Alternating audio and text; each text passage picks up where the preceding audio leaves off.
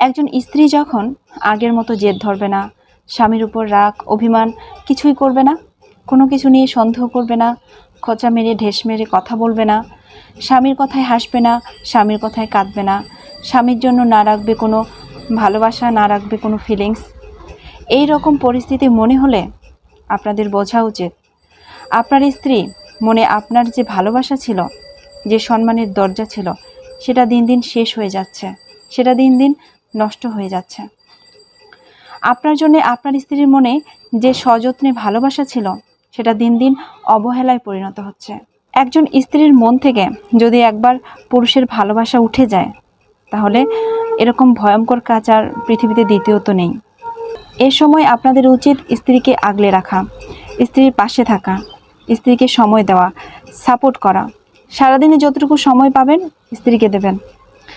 mobile